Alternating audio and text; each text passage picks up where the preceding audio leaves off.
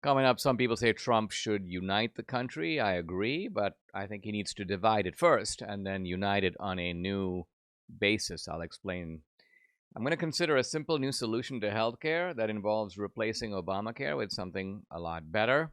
And Stewart Rhodes, founder of the Oath Keepers, joins me. He's going to talk about Trump's commutation of his sentence and also the larger significance of January 6th. Hey, if you're watching on YouTube or Rumble or listening on Apple, Google, or Spotify, please subscribe to my channel. This is the Dinesh D'Souza podcast.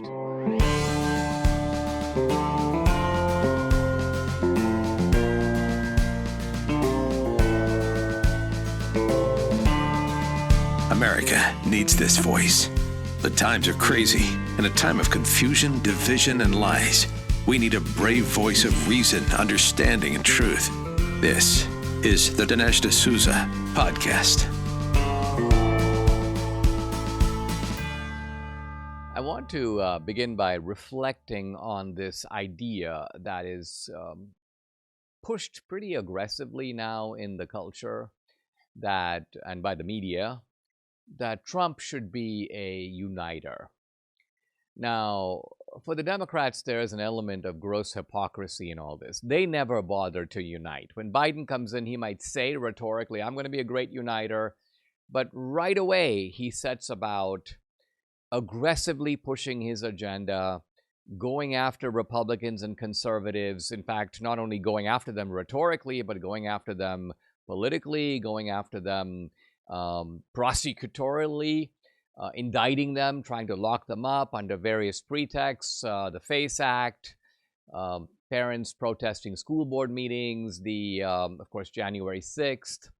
So there's no talk of unity when they are, or there's no practice of unity when they are in charge.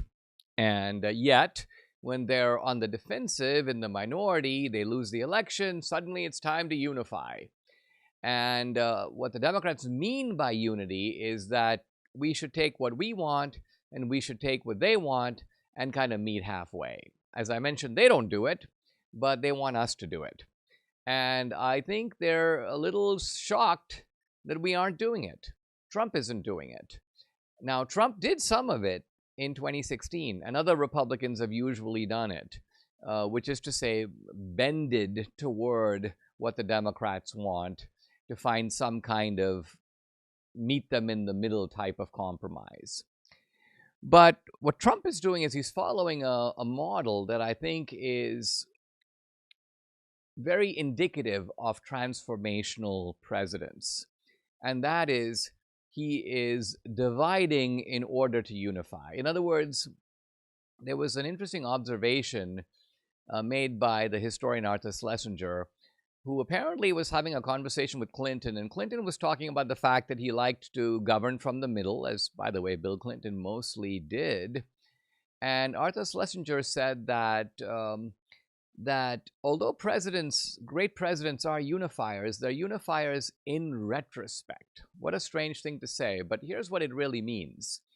That the president begins in a very divisive way. Think of Lincoln, even think of FDR. I'm making this point in a kind of neutral way. They were highly controversial. They were highly divisive. In one case, Lincoln was assassinated by a Confederate Democrat after the Civil War.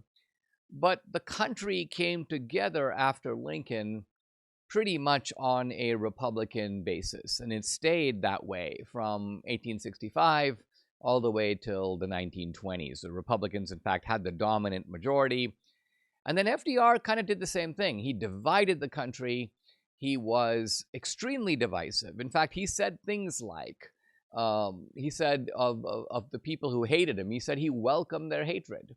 He says, there are people, captains of industry, big business, they hate me and I welcome their hatred. Meaning, I'm taking them on. I'm going to expose them, deride them, humiliate them, run them out of town, so to speak.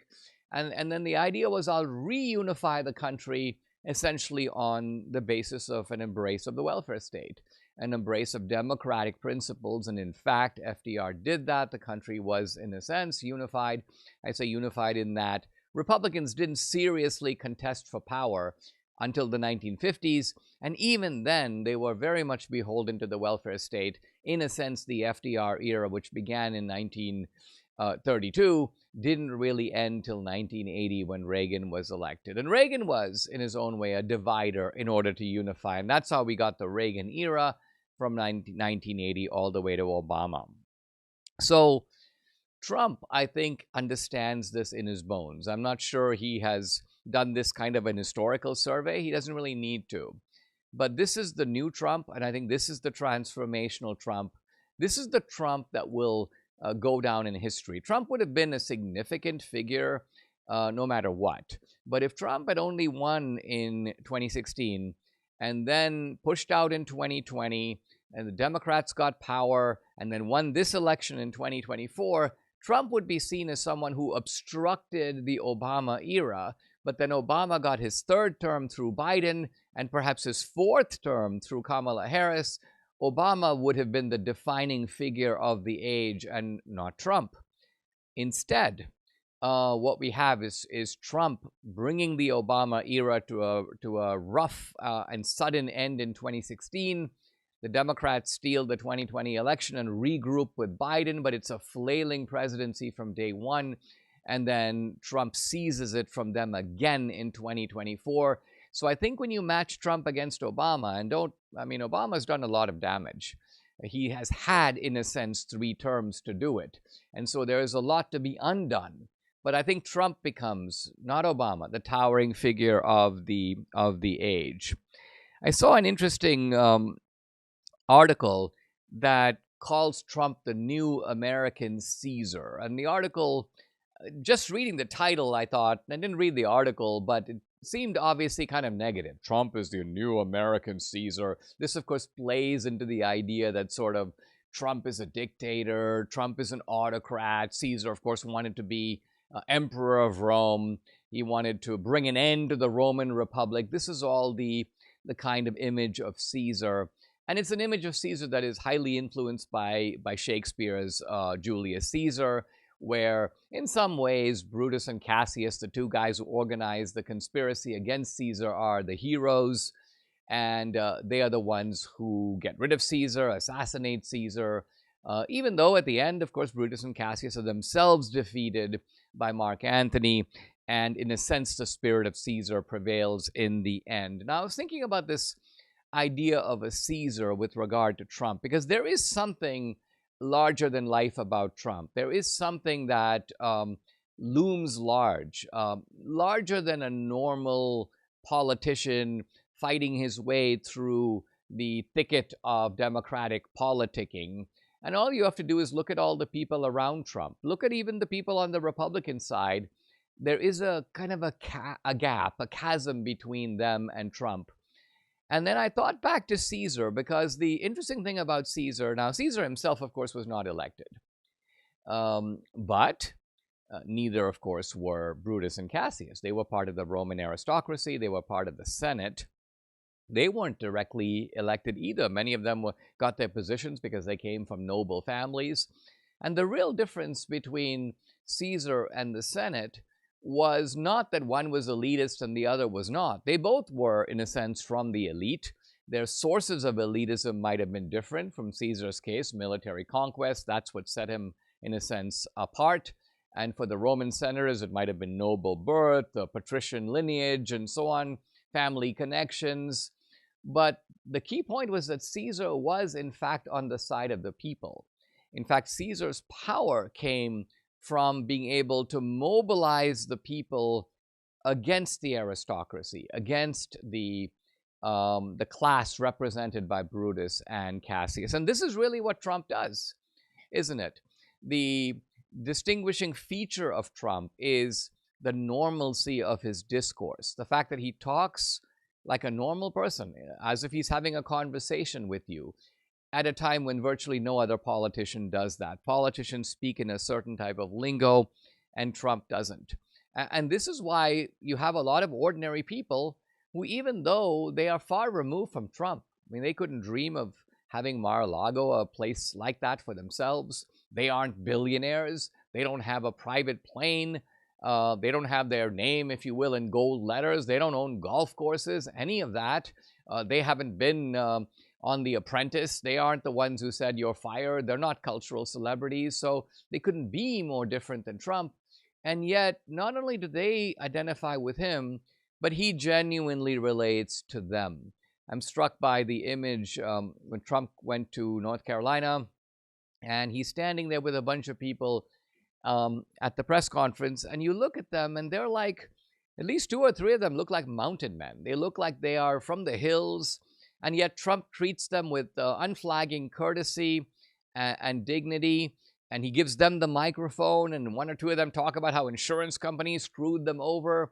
And I thought to myself, I haven't seen this kind of a scene. Normally, presidents will have meetings, but it's all staged, and they're handpicked people, and the handpicked people have been rehearsed, and they know exactly what to say. And it's all part of a kind of tableau, or it's all kind of an act that is being put on for the media and for the American people. And with Trump, you don't get that. You get something quite different. And so this is, if you will, a different sort of man coming at a unique time in history. And it's fascinating to be alive to watch it and to be a part of it. Debbie and I care about our health, and we've come across a remarkable device that is a total game changer. It's called Juvent Micro Impact Platform. It's based on the latest cutting-edge science. It uses micro impact frequency to promote joint health, improve bone density, boost circulation, and even stimulate the production of stem cells in your body. Crazy, right? But it works. All you have to do is stand on it for 10 minutes a day. That's it. It's going to make those crinks and stiffness and aches and pains vanish, but it can also add up to 5 years to your life. Wow. You got to learn about this new technology, not to be confused with some gimmicky vibration plates out there. Go to juvent.com/Dinesh. It's juvent.com/Dinesh. They've got a great deal for you. $500 off, 10-year warranty, financing options, even a 6-week buyback promise. Why? Because they believe in the product so much. Juvent can change your life. Check it out at juvent.com/Dinesh, juvent.com/Dinesh. Well, what's coming down the pike? Increased tariffs on our trade partners, tax cuts, regulation changes. You should learn why gold is a viable diversification tactic now more than ever. Birch Gold, the only gold company I endorse, is releasing their ultimate guide for gold in the Trump era. It has a foreword by Donald Trump Jr. You can get a free copy along with Birch Gold's free information kit on gold. Just text Dinesh, my name, to the number 989898. Here are some facts. The national debt continues to increase. Not good. Our interest payments on the debt continue to increase. Not good. So gold is still your hedge against a weakened dollar. And Birch Gold is still the company I recommend to help you convert an existing IRA or 401k into a tax-sheltered IRA in gold. Text Dinesh to 989898. You get the free copy of the ultimate guide for gold in the Trump era. There's no obligation here, just information. Birch Gold has an A-plus rating from the Better Business Bureau. Thousands of happy customers. You too can trust Birch Gold. Text Dinesh to the number 989898 today. I want to talk about an important article that published in The Hill by 2 economists with Johns Hopkins University. One of them is Guy Bai, G-E, the last name is B-A-I, who's a professor of accounting and health policy. And this is someone I actually wanted to have on the podcast. However, Guy Bai has gotten an appointment from the Trump administration, I believe at the Department of Health and Human Services, so can't be on the podcast because of the confirmation hearings coming up. It's kind of a general prohibition. Don't make public statements, just hold your fire until the hearing itself. But there is nothing to stop me discussing this article. Trump has been doing a lot of unilateral things, as he has the right to do, and I'm glad he's doing them. The executive orders, kind of a blizzard of those. And all of this is a real exercise of executive power. However, the laws are not made by the executive branch. The executive branch has a lot of interpretive latitude in the enforcement of laws. And that affects policies like Remain in Mexico on the border side. It affects policies regarding all kinds of things. But laws ultimately have a permanence that is different from an executive order. Because think about it, if Trump makes an executive order, the executive order endures while Trump is president, but the moment that a Democratic president comes in, they can undo the order and they can do the opposite. And that is, in fact, what has been happening. Trump had a series of executive orders in 2016. Biden undid pretty much all of them the first day of office in January of 2021. And now Trump has kind of gone and undone the Biden executive orders and has his own. But laws are more difficult to change because if Congress passes a law with the House and the Senate and then the president signing it, it doesn't matter if there's a Democratic president the next time, because unless that Democratic president has a Democratic House and a Democratic Senate and can get their own law passed, they are stuck with the law as it is. This is a key point. This is how we got stuck with Obamacare. Obamacare was passed by the Democrats with the one vote. And if I remember, it was John McCain, I think, who gave it the decisive vote in the Senate. Absolutely horrible. And that's going to be a real stain on McCain's legacy. We've been living with Obamacare. Republicans have talked about undoing it, but they actually haven't done that. And part of the reason that they haven't been able to do it is because what are you going to put in its place? There's been a lot of ambiguity about what would replace it. Whenever you pass a law, people become somewhat used to it. They become habituated to it. They become inured to it. And so when you change things, you need to have a recipe for what you're going to do. And that's what makes this article interesting and important. The title itself is quite remarkable. How making health insurance again will improve healthcare. The implication here is that Obamacare isn't really insurance, and that is in fact true. Let's look to see why. Let's think about what insurance really is. Insurance is a bunch of people who can foresee the possibility of some kind of calamity. Consider a hurricane, consider a fire. And so what you do is you have a bunch of people put their money into a pot. That's called the insurance pot. That's what the insurance company gets these premiums, which are a price that people pay for getting the insurance. And then if the calamity occurs, generally a calamity that is unlikely, rare, but devastating, then people suffer heavy losses, but that's okay because lots of people have put money into this pot. Only some of them are facing the calamity, so the insurance company is in a position to make the heavy payouts that it takes to compensate people for these devastating losses. Now consider that insurance under Obamacare doesn't really work like that at all. People get insurance to pay routine healthcare expenses. They are insured for checkups. They are insured if they have a cold. Sometimes they may have a modest copayment. But nevertheless, insurance is weighing in to cover healthcare in general. So what is the difference between healthcare and, let's say, a flood or a fire? The answer is that in healthcare, you have routine expenses and you have catastrophic expenses, and health insurance, government-sponsored health insurance covers both of them. So what this article is saying is don't do that.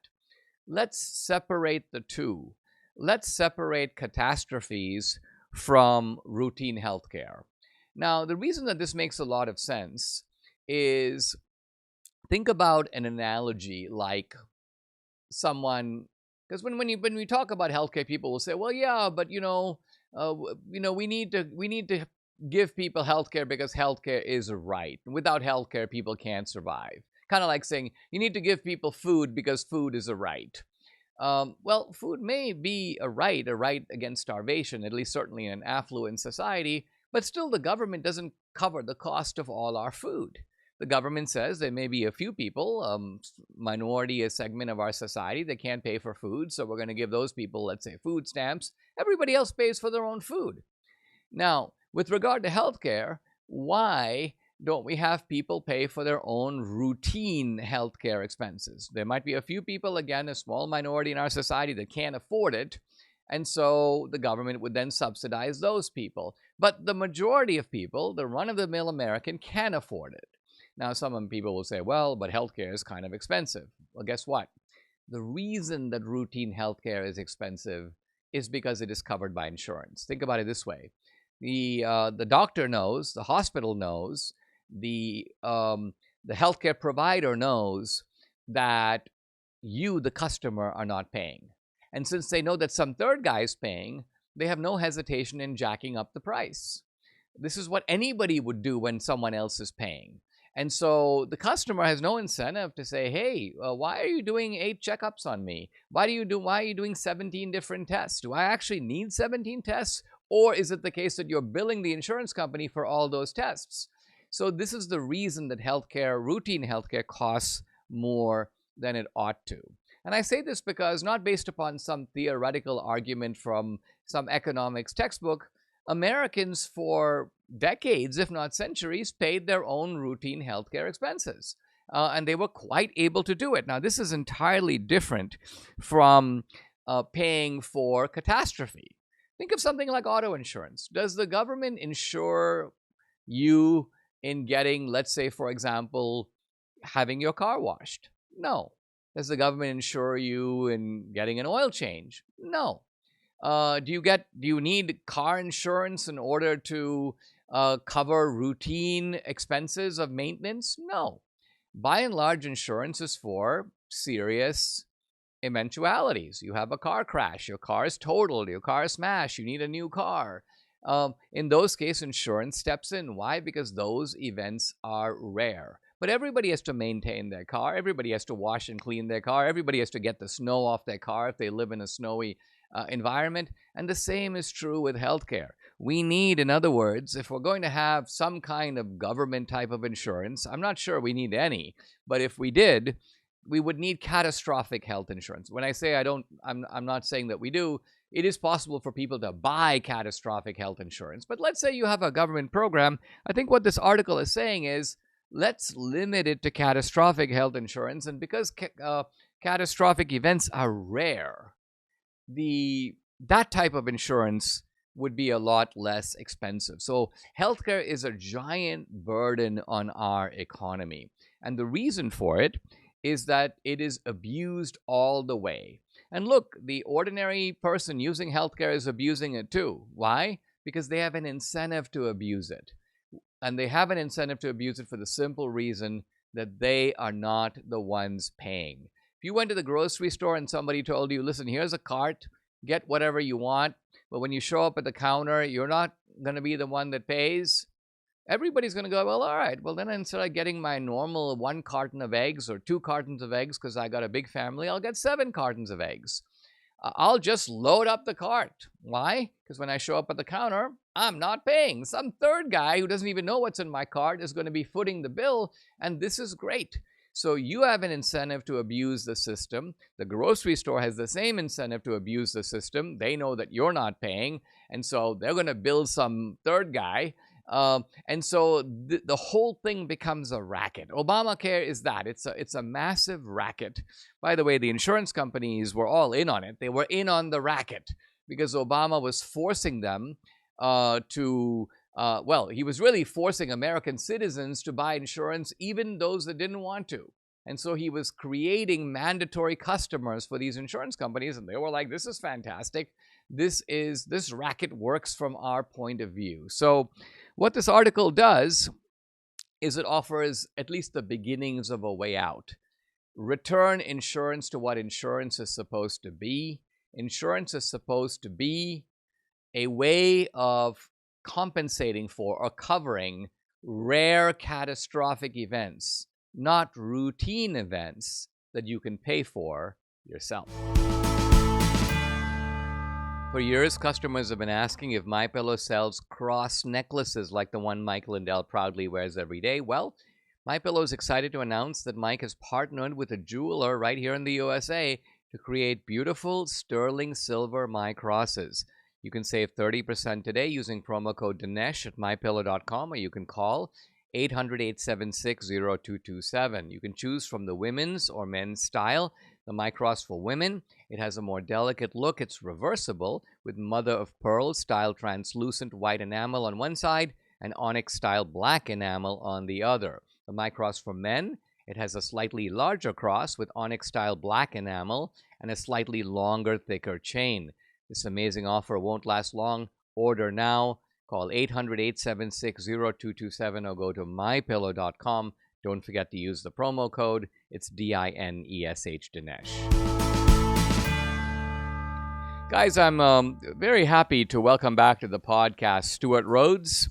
He is the founder of the Oath Keepers. He's had a very distinguished background. He went to Yale Law School. He was on the D.C. staff of Congressman Ron Paul. He was a law clerk on the Arizona Supreme Court. He's also an honorably discharged, service-connected, disabled Army airborne veteran. And he got a absolutely absurd sentence for January 6th. In fact, he was convicted, among other things, of seditious conspiracy. He was facing a long jail sentence, but he has now been commuted by President Trump, and that's something we're going to want to talk about. He has a Give, Send, Go. It's givesendgo.com/GAF5B. So /GAF5B. Stewart, hey, thank you for joining me. I really appreciate it. I think the last time you came on, this was after you had been indicted and you had been charged, but prior to your conviction. Can you talk a little bit about what you did on January 6th that led to this conviction? Because this is, to me, such a scandal in and of itself that I think people who haven't heard it need to hear it, and people who have heard it need to hear it again. Yes, of course. Honored to see you again. Honored to see you for the first time, actually. That's something we talked was on the phone while I was in pretrial solitary confinement, actually. So, yes, we were there. Oath Keepers was there to do security for two permitted events on Capitol grounds: the Latino for Trump rally in Area 7 of the Capitol grounds and the Ali Alexander event on Area 8, where members of Congress were slotted to speak that day. So that's why we were there. Some of our men, along with all the other people that were around the Capitol, got sucked in and went up the stairs and went inside 20 minutes after Congress had already recessed and long after somebody else had already entered the building. The doors opened from the inside, they wandered inside. What that did, though, is give the deep state. I was standing on the outside trying to locate my security team. I didn't go inside at all. I didn't tell anybody to go inside. And of course, I didn't insult any police officers. In fact, none of my guys did. So that gave the deep state their opportunity, because we're Oath Keepers, we were targeted for who we are, not for anything we did. Very much like in the Soviet Union. Show me the man, I'll show you the crime. And what they wanted to do out of the gate was create a false narrative that made it into a dangerous insurrection. So they featured Oath Keepers and Proud Boys were the only people that were charged with seditious conspiracy, members of our two groups, as their way of amping up this false narrative that they wanted to set with Trump as the kingpin. So a good way to look at it is a manufactured fake conspiracy case with Trump as the central kingpin and all the rest of it as his cast as his co-conspirators. And that's why they prosecuted us for that worst charge of all and railroaded us through a show trial in Washington, D.C., where you're going to have no chance of ever being found not guilty. I refused, though, to plead out. Some guys did. There were two of our men, Todd Wilson and Josh James, who pled to seditious conspiracy and then signed on to a stack of lies against the rest of us. They turned on us and turned on President Trump. Sadly, in some ways, what happened with them is that they were given probation only. I went through a trial, and because I would not submit, even at sentencing, the first thing I said to the judge is, I'm a political prisoner like President Trump. My only crime, so-called, is opposing those who are destroying our country. And because I would not submit, would not express remorse for something I didn't do, he hammered me with 18 years in prison. But the men who rolled over and gave up were given only probation. I'll let you know how ridiculous this whole thing really was. They were pardoned, though, by President Trump, and I agree with that because they were innocent. But sadly, though, I was only commuted, and there's another 13 men, Oath Keepers and Proud Boys, that were commuted only. So now we're very grateful, of course, to President Trump for letting us out of prison, but I'm still a second-class citizen. But I'm wiped of all my veterans benefits. The VA sent me a letter letting me know I have no rights as a veteran any longer, And in fact, I can't even be buried in a veteran cemetery, which is the ultimate slap in the face to a veteran. And I'm not the only one. There's other veterans in that group also. Joe Biggs, Dominic Pizzola, they're also veterans. And so we're going to advocate for now is that President Trump go all the way and pardon us and restore our rights completely. Because right now, the D.C. judges saw that they're booted in the back of our neck. In fact, Judge Mehta, in response to me going to the Capitol the other day, on Wednesday, I went to the Capitol to advocate for other men who are still in prison, and then with members of Congress. And Judge Mehta immediately slapped an order, a new amended order, banning me from Washington, D.C. and banning me from the Capitol. So that's where we're at. I mean, what you're saying, Stewart, is just to start at the end, is that if you are commuted as opposed to pardoned, you don't actually get all your rights back, right? You are let out of prison, but you're still facing significant legal supervision and oversight, and you still have it on your record. And judges like a Mehta can put conditions on you and say things like you can't show up in Washington D.C. because presumably you remain some kind of a threat. And yet, as you said, you were in the vicinity of the Capitol, but you didn't set one foot in the Capitol. You said, I think, that the other Oath Keepers that went in, none of them, I understand, had weapons. They went in unarmed. So what was the basis for being able to try to claim this conspiracy? A conspiracy to do what? What actions were actually conducted to carry out this conspiracy? None. In fact, so the jury, the men who went inside, led by Kelly Meggs, our Florida leader, they actually helped police multiple times. Officer Harry Dunn was in a confrontation with other Trump supporters, and he was on his M4 and looked about ready to fire. He was so amped up that our guys stepped in between, their backs to Officer Dunn, and put their hands towards the other Trump supporters and de-escalated on both sides. But at trial, Officer Dunn perjured himself on the stand, lied about what happened there, and another officer, Officer Lazarus, said that he witnessed this, violent or potentially dangerous confrontation with the Oath Keepers. And it turns out, as Steve Baker discovered in the video footage that was later found, Lazarus was under the Senate, in the Senate tunnels at that time. He could not have been there. So both officers lied and said that they were together to bolster this false story that, the Oath Keepers were actually being confrontational. So we caught them in perjury. And I know that there's perjury's been done in other cases, but we happen to catch them red-handed. Stewart, there were probably some guys who went to D.C. who were not a member of any kind of group, right? They just went down there. They knew Trump was having a rally. And it would be difficult for the government to surveil or to know who these people were in advance. But in the case of the Oath Keepers, the 3%ers, any kind of group like yours, you would imagine that the government would have made significant efforts to infiltrate the group or surveil the group in advance before that. Do you think that they were doing that to the Oath Keepers? Were you aware of it beforehand? No. Well, actually, in one case, not. We come to find out at trial that one of our national leaders, turns out, was a paid informant. I still can't say this person's name under a gag order from the judge. But the New York Times exposed this person. So, God took care of that. But we do know that Jeremy Brown, a Special Forces veteran who's a member of Oath Keepers from Florida, was approached in October of 2020 by two DHS officers who tried to recruit him to become a paid informant against the Oath Keepers. He not only refused to do it, he recorded the interview that they did and blasted all over the media and embarrassed them, exposed them. They, in retribution for that, that's who I was advocating for in Congress on Wednesday, by the way. So he's still in custody because it's a federal case out of Florida. What they did is they raided his home, and very much like the raid on Mar-a-Lago, the first thing they did is they turned off his security cameras so he couldn't see what they were doing. And then they discovered 2 grenades in his gun safe that did not have his DNA, did not have his fingerprints. So they set him up as in retribution, like Chuck Schumer said. If you mess with them, they got 6 different ways from Sunday of getting their revenge. They planted fake evidence on him. President Trump needs to pardon that man. He's an honorary discharge combat veteran, Special Forces officer, and he did nothing wrong at all. He needs a J6er because he was with us in J6. He had a misdemeanor charge for J6, but the fruit of the poisonous tree, the only reason they went down and raided his house in Florida is because he was outside the Capitol. Didn't go inside. He was escorting an old lady, the mother of one of the speakers for Ali Alexander's event, escorting her back to her hotel and keeping her safe. And that's how they got a hold of him. But then they went and got their revenge for him turning down the offer to be a paid informant. So he's a stand-up patriot. Unlike some, he didn't turn on President Trump. He didn't, I would say in prison speak, he didn't bitch out. So he stayed loyal, and I think he deserves pardon. We'll be right back with Stewart Rhodes. The Give, Send, Go, by the way, givesendgo.com/GAF5B. We'll be right back.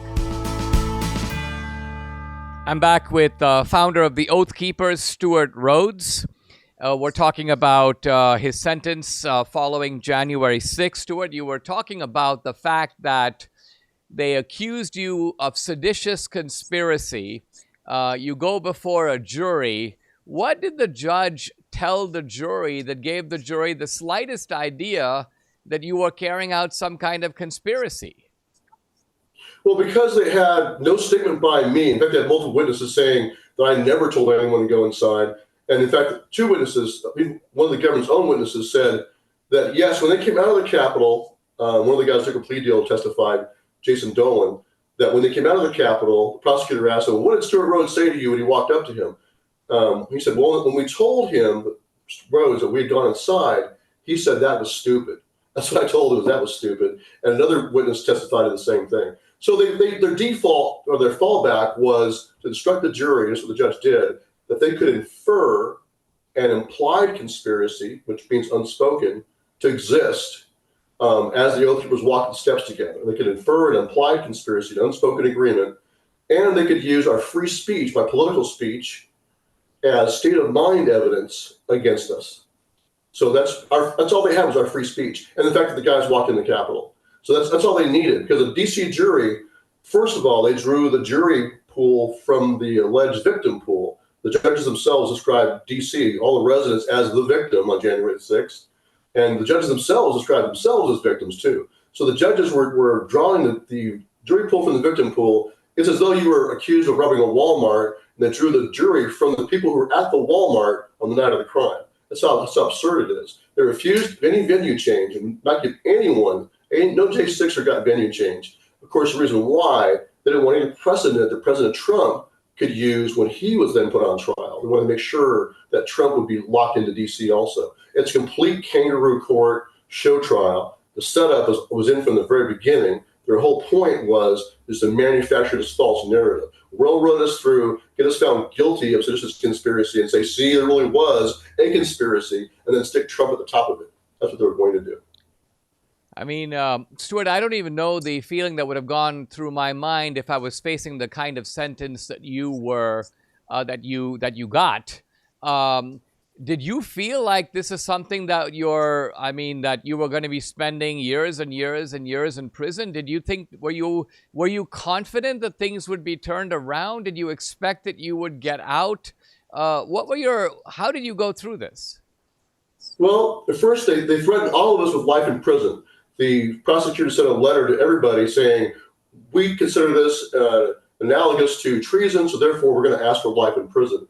I think that's how they scared the guys that took a plea deal. That terrified them. I threw mine in the trash in my toilet. I was in solitary confinement in Alexandria jail. I spent over a year in solitary confinement, pre-trial, during trial, and after trial. When I got that, I just laughed and threw it in the toilet because that's where that belongs.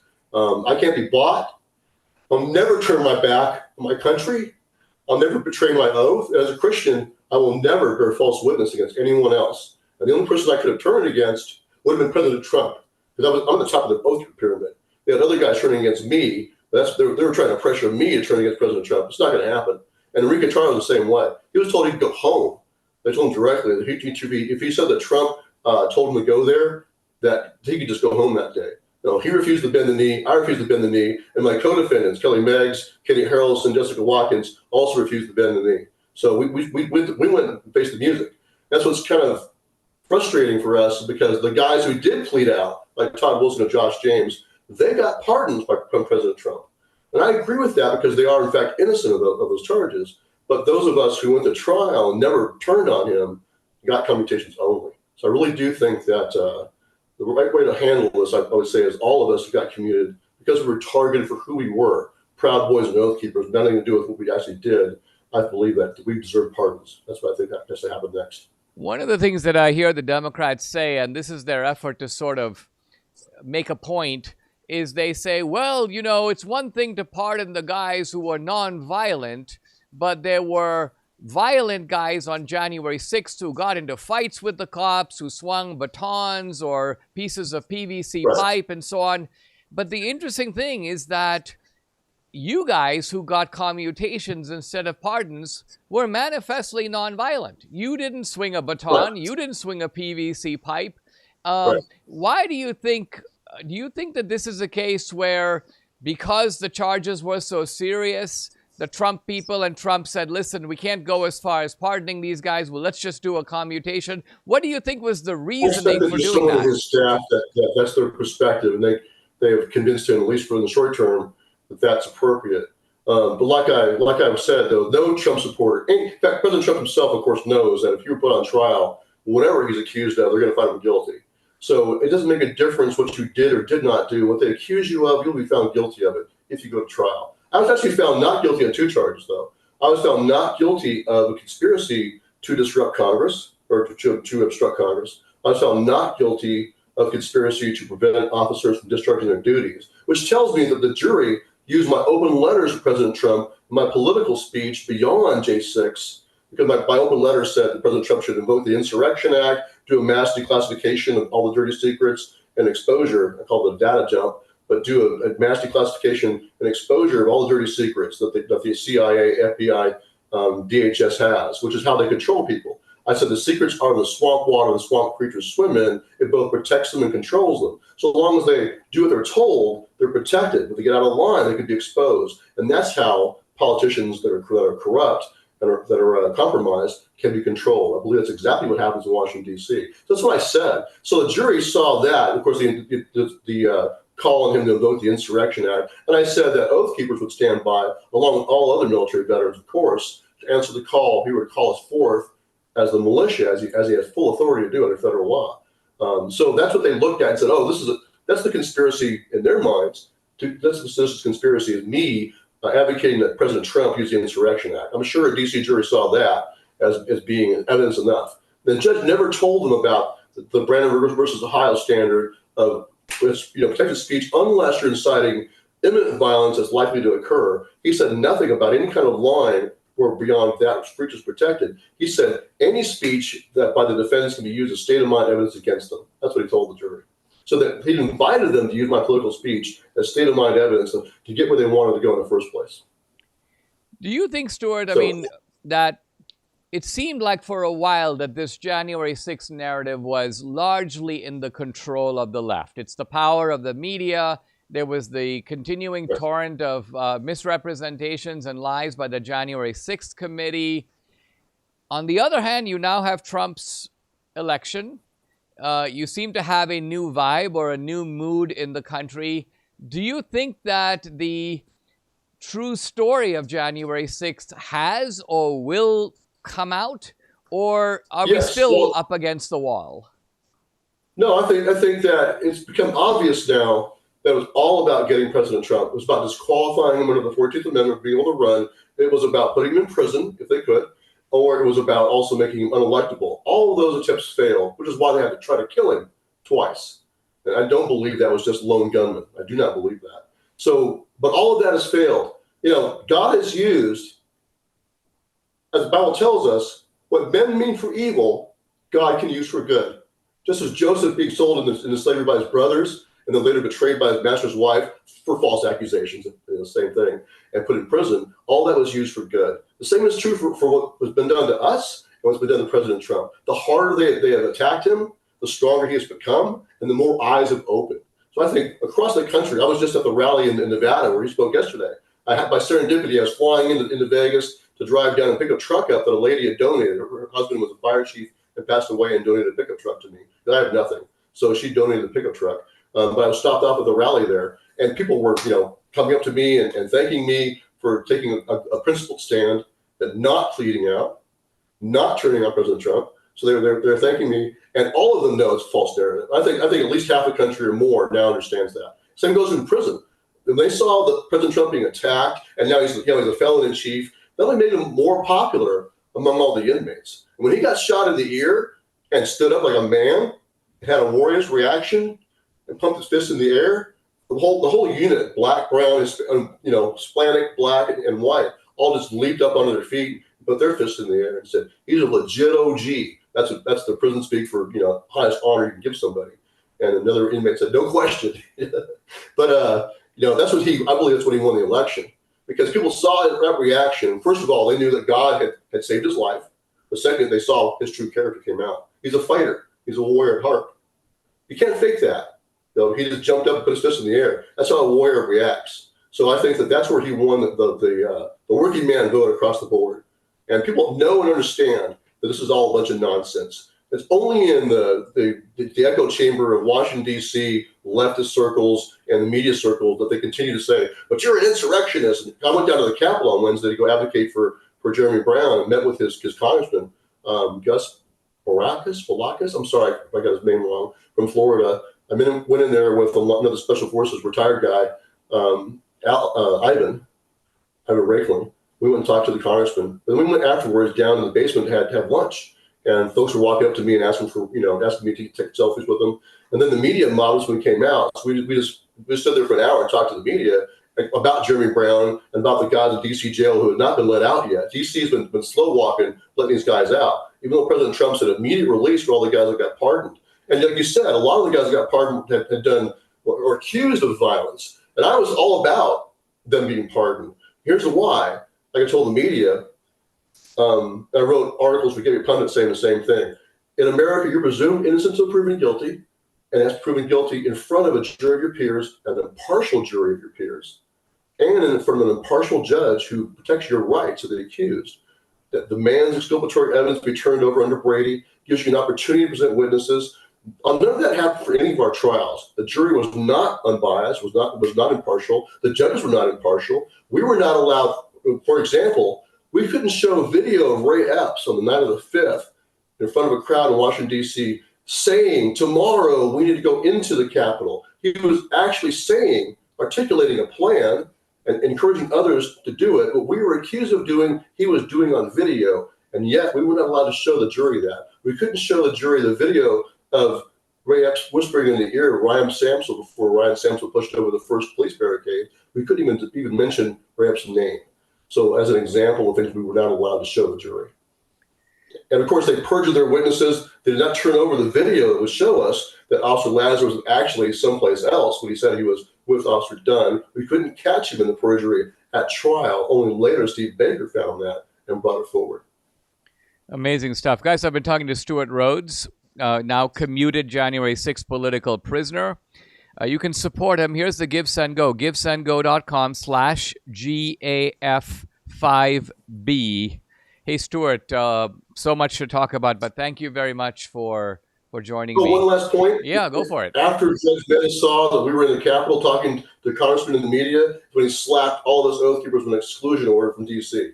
But thankfully, Ed Martin, the new D.C. U.S. attorney, has stepped in and filed a motion condemning what the judge did and saying the judge is not respecting President Trump's intent. Did not intend for any of us to be on supervised release when we were commuted. So they're fighting that out right now. I believe that Judge Mehta has shown his true colors. It's all about our free speech. And my hope is that President Trump will slap down that restriction, not just that restriction, but any supervised release restrictions. But I do hope he eventually just pardons all of us, because otherwise, no matter what, they're going to have their boot on the back of our neck and they're going to keep on pressing us down.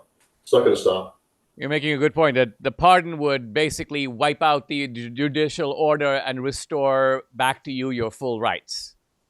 That's right. Yes, and it would help us save us from being, because what they'll do to men is if they're a convicted felon, is they'll bring somebody out to falsely testify against you, to say, I saw him with a gun. They're violated. You go back to prison for 5-10 years for felon in possession, just based on a lie. That's what can be done to you. So it's better for us to be pardoned so we're not under that kind of threat. All right. It's a very real threat. Thank you. And God bless you for you're one of the only mainstream media guys or national media guys who interviewed me, had the guts to interview me while I was in solitary confinement. All the rest of them ran and hid. So thank you for being on Man of Honor. Absolutely, Stewart. Terrible injustice, and thank you for coming on to share. All right, God bless you. Thank you. Subscribe to the Dinesh D'Souza podcast on Apple, Google, and Spotify, or watch